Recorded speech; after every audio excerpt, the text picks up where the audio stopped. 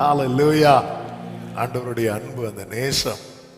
அதனால அவர் என்ன செய்யறாருன்னா, முதல்ல நம்முடைய பாதைகள் எல்லாம் அடைக்கிறார் அப்படின்றது. இதெல்லாம் அன்பின் நிமித்தம். அடுத்து நமக்கு கொடுத்ததெல்லாம் பறிக்கிறார் இருக்கும், அன்பின் நிமித்தம். அடுத்து நிறைய கான்டாக்ட் அவர் கட் பண்றார் இருக்கும். நாம இதெல்லாம் என்ன நிமித்தம் செய்யறாரு? அன்பை நிமித்தம். அதாவது எந்த நிலைக்கு என்ன கொண்டு வந்து நிறுத்தணும்னு விரும்புறார் தெரியுமா? நித்திய விவாகத்துக்கென்று உன்னை எனக்கு. யாருக்கு மட்டும் இப்படி செய்வார் தெரியுமா? நித்திய விவாகத்துக்கென்று, அதாவது அவருடைய மணவாட்டியாய் அவரோடு கூட இருக்கும்படி நியமிக்கப்பட்டவர்களுக்கு மட்டும். நியமிக்கப்பட்டவர்களுக்கு. ஆமென். உம்முடைய அன்பின் நிமித்தம் நீர் எனக்கு இதை செய்வீராக அப்படின்னு எத்தனை பேர் இந்த கால வேளையில கேட்குறீங்க? வேண்டாம், கஷ்ட தர்ம சங்கடத்துக்குள்ள ஆயிட்டீங்க, வேண்டாம். ஆனா கர்த்தர் இப்படி செய்யறாருன்னா ஒரு தேவ உள்ள புரிந்து கொள்ளணும். நான் மற்றவங்க கிடையாது.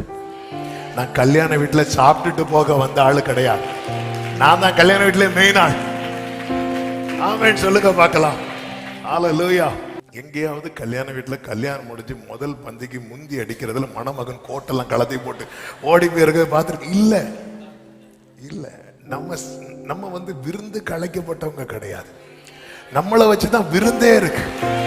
நாம் நியமிக்கப்பட்டவர்களுக்கு தான் நியமமே இருக்கிறது. ஆமே. கல்யாண வீட்டில் சாப்பிட வர்றவங்களை எழுப்பி விட்டு உறுதிமொழி எடுப்பாங்களா? இல்லை. ஆனால் கல்யாணம் பண்ண வர்றவங்களை எழுப்பி விட்டு சொல்லு வாழ்விலும் தாழ்விலும் வேற வழிகளை சொல்லிதான் ஆகணும். ஒரு ஆப்ஷனே கிடையாது. அதான் நியமிக்கப்பட்டவர்களுக்கு தான் நியமம் உண்டு. இதெல்லாம் கடினமான உபதேசம். இதெல்லாம் யார் கேட்கறவங்களுக்கு போயிரு. அப்பம் சாப்பிட வந்தாங்க பாருங்க, அற்புதத்துக்கு வந்தாங்க பாருங்க, அவங்களுக்கெல்லாம் வந்தாங்க, கொடுத்தாங்க, போயிட்டாங்க. 5000 புருஷர்கள் இருக்கு. அந்த 5000 புருஷர்கள் ஒரு பேர் கூட கிடையாது. ஆனா நியமிக்கப்பட்ட சீஷர்களுடைய பெயரை வரிசை எழுதுறார். நியமிக்கப்பட்டவர்களுடைய பெயர் அவருடைய புத்தகத்தில் இருக்கிறது. நியமிக்கப்பட்டவர்களுடைய பெயர் அவருடைய உதடில் இருக்கிறது.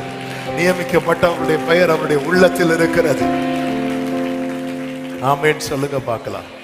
எனவே அவர் செய்கிறார். இதெல்லாம் செஞ்சு நம்மளை ஒரு வழிக்கு கொண்டு வந்துட்டு, ஆகோரின் பள்ளத்தாக்குனாலே ஒருவனுடைய எல்லா நம்பிக்கையும் அற்று போகிற இடம்.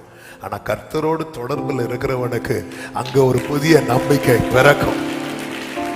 ஆமே. இந்த பாதையில தான் ஆண்டவர் நடத்துறாருன்னா நீங்க சந்தோஷப்படுங்க. நான் நியமிக்கப்பட்டவர், நான் நியமிக்கப்பட்டவர். சத்தமா ஒரு ஆமேன்னு சொல்லுங்க பார்க்கலாம்.